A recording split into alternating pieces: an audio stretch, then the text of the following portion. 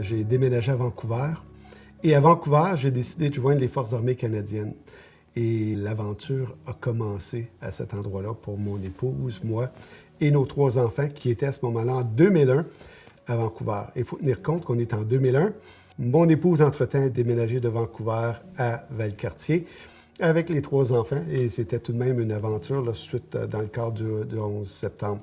La carrière s'est bousculée dans le sens que le Canada s'est joint à l'OTAN pour aller en Afghanistan. Et en 2004, j'ai été affecté en Afghanistan pour une période de 6 mois. C'était la première mission des Forces armées canadiennes de façon officielle. Une bonne expérience, mais on est conscient qu'on allait dans un défi. Ça a amené tout de même un niveau de stress pour moi, mais aussi pour ma famille, là, de me voir partir en Afghanistan.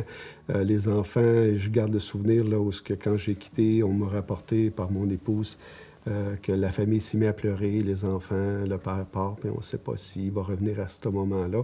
J'avais une paix. J'ai dit, il est dans les mains du Seigneur, so, c'est la façon que j'ai pris ça. Elle était aussi impliquée au centre de la famille, hein, à partir de 2006. Et quand j'étais en Afghanistan la 2e fois, elle avait le travail, il y avait tout de même les collègues qui étaient avec elle, là, qui la supportaient. Et ça, c'était bien apprécié. Oui. Une bonne expérience. Je suis revenu de l'Afghanistan. Certains problèmes de santé étaient déjà manifestes à ce moment-là, mais les problèmes de santé, c'était pas pour moi. Donc, on continuait et on persévérait à travers ça. J'étais affecté à Saint-Jean-sur-Richelieu et ici à l'école. Et par la suite, on m'a envoyé au QG, à l'époque, c'était le SQFT. Et qu'est-ce qui s'est produit? On m'a demandé si j'étais intéressé de retourner en Afghanistan pour une 2e mission et de supporter les troupes durant tout ce temps-là. Les rampes cérémonies aussi, bien entendu, lorsqu'on a des décès. Et j'ai été promu major. Je suis parti à Ottawa pour une période de 3 ans au quartier général, au bureau de moyen général à Ottawa, NDHQ. J'aimais bien ça, mais bureau, à un moment donné, ça manquait d'action. Et on me dit, tu peux soit faire une maîtrise à l'Université Saint-Paul, une 2e maîtrise, ou d'aller aux forces spéciales. Et là, je dis, oh, forces spéciales. Et là, ça me tentait, de l'action.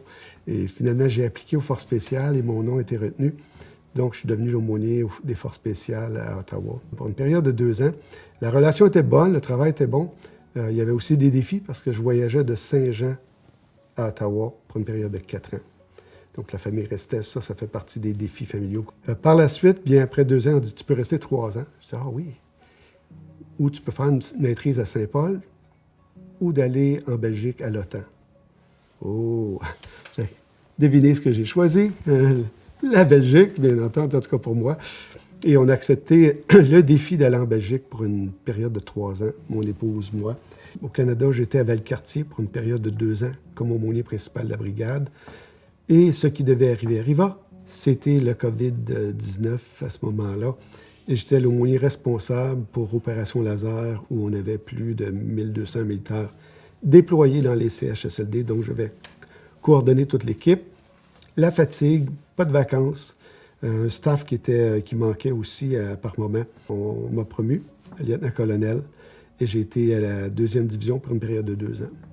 Et, bien entendu, une accumulation de 21 ans de service a commencé à faire son impact là, sur ma santé. Une carrière de 20 quelques ans, les Forces armées canadiennes ont un impact sur le corps, un impact sur le psychisme, la santé mentale, et qui est tout à fait normal. Les gens disent c'est normal. Malheureusement, c'est normal. Mes blessures, bien, quand je suis revenu de l'Afghanistan la 2e fois, le premier rendez-vous chez le médecin, il me dit, bien, regardez, un genre de check-up. J'allais pas bien, mais c'est un peu normal. Dans ma nature, on continue. Après l'examen médical, il constate que j'ai un tympan perforé et qu'une tumeur qui s'est formée dans le tympan, qu'on appelle un cholestéatome. Et de nature, j'ai dit, on continue, mais lui, il dit, tu peux pas continuer parce que si tu continues, ben, tu vas perdre ton oreille, littéralement. Donc, je suis arrivé en novembre 2009 de l'Afghanistan à Kandahar. Dans les mois qui ont suivi, j'ai dû subir une chirurgie pour l'oreille, reconstruire le tympan, refaire l'intérieur, s'assurer. Une chirurgie tout de même majeure parce que j'ai pratiquement perdu l'oreille suite à cela. La chirurgie s'est bien déroulée, mais pas sans séquelles. Dans les mois qui ont suivi, j'ai une autre chirurgie pour les sinus suite à une infection chronique. Jusqu'en 2010, en automne, j'ai été dans une formation qu'on appelle un débrief, Care for Caregiver, soins pour les aidants. Et on a dû revoir ma mission en Afghanistan. Mon cou a littéralement barré durant la rencontre, comme si je m'étais cassé le cou. Le stress a fait que ça a jammé, là, littéralement. Abîmé à partir de ce moment-là, et ça a commencé à décaler rapidement. Côté gauche, totalement affaisé musculairement, plus capable de faire un push-up. Et un an après, finalement, l'hôpital Montfort nous ont poussé les examens, ont vu que le nerf était endommagé et le côté gauche avait ses défis à ce moment-là. Mais j'avais toujours un mal de cou là, en revenant de l'Afghanistan, lancinant et le nerf qui constamment là, réagissait, surexcité au niveau neurologique. J'ai décidé de me prendre en main. J'ai continué à m'entraîner. Finalement, j'ai réussi mes forces tests et j'ai appliqué pour les forces spéciales. Puis, j'ai été aux forces spéciales. C'est spécial, c'est spécial. Mais c'est moi. Ma femme me connaît. On ne lâche pas. Ça a bien été et jusqu'en 2018, en revenant de l'Europe, la fatigue commençait. Bien entendu, facteur de vieillissement, la fatigue. On estime souvent, en tout cas au niveau de l'aumônerie, dans les discussions au niveau santé mentale, souvent les problèmes ressortent après une période d'environ 10 ans. Parce que les gens vont développer des mécanismes d'adaptation pour éviter les problèmes, etc. Mais les problèmes émotionnels ressurgissent. Et j'ai été voir une infirmière en santé mentale à Valcartier. Pour moi, la santé mentale, c'était pour les autres. Je n'ai pas besoin de ça. Moi, je me sentais peut-être invincible, ou pas peut-être, pas sentais invincible, immunisé contre tout problème ou de stress opérationnel ou syndrome post-traumatique. Et finalement, c'était une rencontre déterminante là, entre lui et moi. Il m'a posé une question et je racontais un peu ma façon de vivre, la façon que je fonctionnais. Je ne dormais pas le soir. Il y avait des cauchemars récurrents. Je restais avec une arme blanche couché constamment. Des scénarios récurrents d'arriver dans un restaurant, de voir quelqu'un qui arrive. Donc, qu'est-ce que je fais pour tuer cette personne, pour protéger ma famille? Et c'était des scénarios constants, continus. L'anxiété, mais je dis mais parce que j'étais très fonctionnel. C'était ça le défi. Les gens ne le voyaient pas. La famille ne le savait pas. Le monde autour de moi pouvait me voir des fois un peu fatigué, un peu irrité, mais au travail, très peu, puis très fonctionnel, ce qui était la force, mais aussi la faiblesse. Et qu'est-ce qui s'est produit suite à cette rencontre? Ils ont soupçonné une blessure de stress opérationnel. J'ai suivi des cours à Valcartier, des formations de groupe. J'étais voir un psychiatre à 2 reprises et je lui ai dit au psychiatre, j'arrivais toujours en retard. J'ai dit, je ne sais pas pourquoi, mais il y a quelque chose en moi. Je ne prenais pas personnel, mais on va arrêter les rencontres. J'étais pratiquement 2 à 3 ans sans prendre de vacances. C'était continu. Et quand j'avais vu l'infirmière en santé mentale à Valcartier, c'était quasiment une confession. J'étais comme un alcoolique. Je suis comme addicté à l'adrénaline. Ça m'en prend. Ça me prend fixe. Ça me prend... Puis quand j'allais à Valcartier, mon intention était de partir en Irak, comme dernière mission de ma carrière. Et pour moi, c'était une dépendance de l'adrénaline, d'une vie accélérée, toujours performer. Et quand je suis arrivé à Montréal, mais à ce moment-là, toute lumière dans le tableau de bord allumait. Il te reste peut-être 5 ans à vivre si tu continues à ce rythme-là. Ça, c'était un wake-up call, comme on dit, ça réveille un petit peu, ça décoiffe.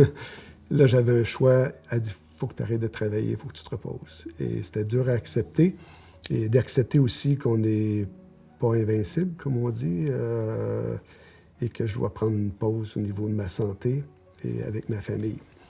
Et à partir de ce moment-là, bien, j'ai enclenché un processus de récupérer ma santé, de prendre soin de moi. Il y a encore du travail à faire. Je suis encore actif, mais c'est beaucoup mieux que qu'est-ce que c'était. Et tout ça fait en sorte que j'ai dû libérer médical. C'était un deuil, c'était difficile. J'ai rencontré un psychologue et je le dis parce que je me dis, il n'y a plus de honte à ça. J'ai passé à travers ça, j'ai accompli beaucoup de choses dans ma vie. Je ne voulais pas l'avoir, comme le psychiatre la première fois. J'avais dit, je ne suis pas intéressé, mais on va tenter l'expérience. Difficile d'ouvrir une boîte de souffrance, qu'on est exposé comme aumônier, qu'on entend des blessures des gens, des drames de guerre. On accumule, puis à un moment donné, bien, on doit aller chercher de l'aide. Et c'était le début pour moi là, d'un nouveau parcours. Qu'est-ce qui m'a aidé énormément, c'est que je suis croyant et j'avais une paix quand il est rentré dans les forces. Il y a peut-être des femmes qui sont moins d'accord, mais pour moi, je trouvais qu'il pourrait aider pas mal de monde parce que son but, toujours, c'est d'aider les gens. Et on avait souvent invité les gens chez nous.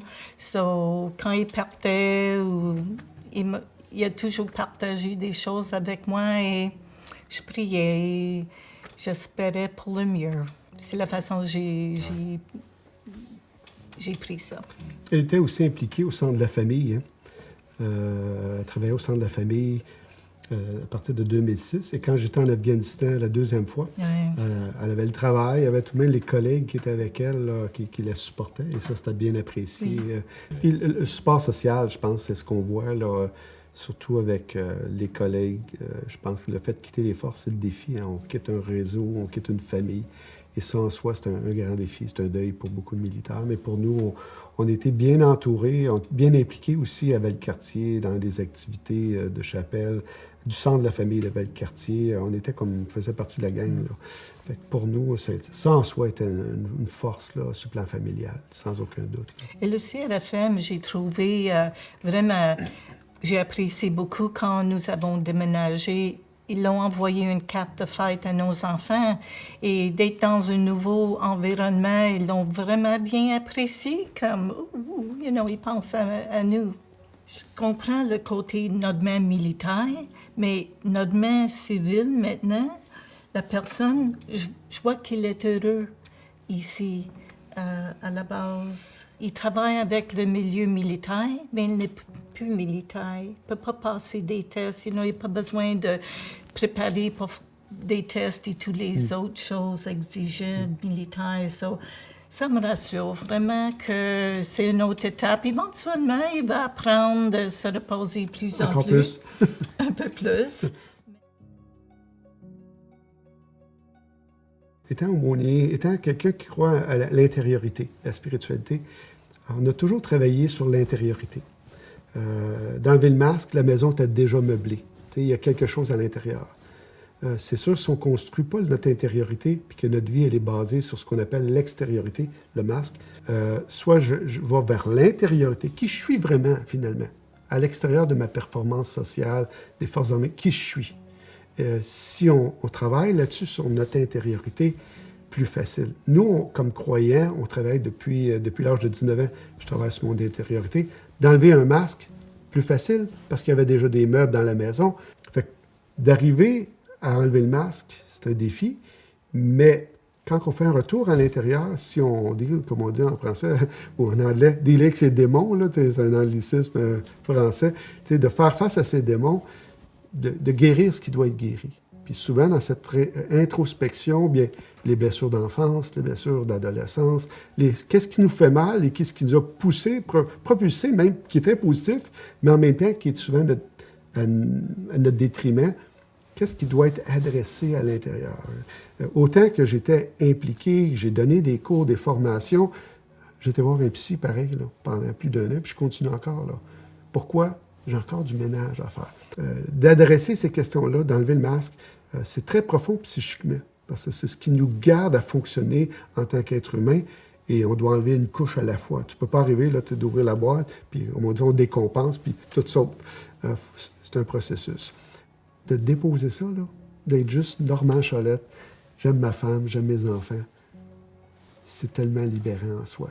Mais c'est un processus. Puis je ne prends pas ça à la légère parce qu'on sait que des militaires, c'est leur identité propre. Et si on ne prend pas le temps de bâtir l'intérieur, lorsqu'on enlève, on est totalement défait parce qu'on n'a plus d'identité. Pour nous, en tout cas pour moi, puis Gégé, si tu as des choses, qu'est-ce qui t'a aidé, tu pourrais le partager. On a participé à l'escale il y a 2 ans. J'ai tout pris ce que je pouvais prendre. Je savais que je n'allais pas bien, puis je devais l'admettre. Ça, c'est que ça fait partie d'enlever le masque. J'ai suivi des formations avec les blessures de stress opérationnel à Valcartier.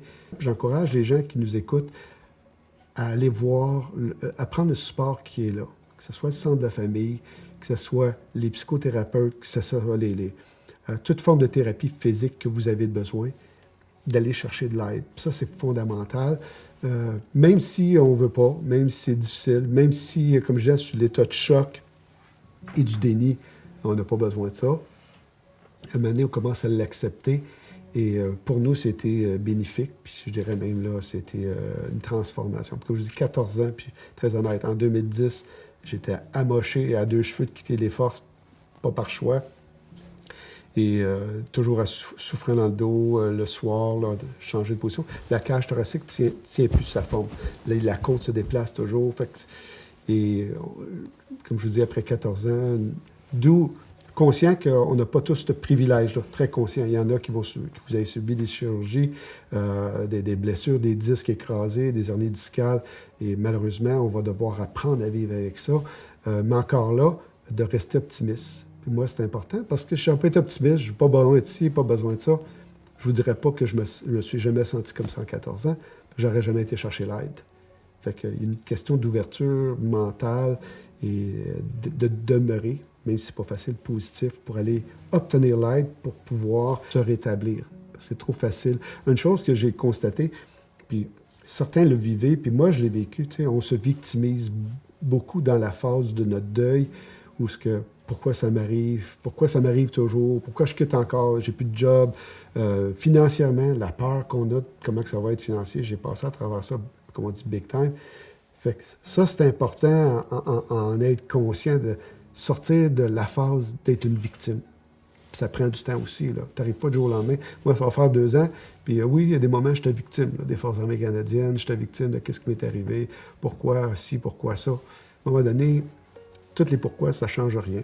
Je dois accepter le fait qu'il faut que je m'assume. Il faut que j'assume la situation. Puis d'où les réconciliations que je mentionnais tantôt, de sortir du cadre de la victime, d'apprendre à pardonner, à se réconcilier, puis de dire, écoute, je m'assume, puis je vais chercher toute l'aide qui m'est proposée, qui m'est offerte, qu'on vous offre même durant les rencontres aujourd'hui là, avec l'Escale, d'aller chercher l'aide que vous avez besoin, puis prenez-la.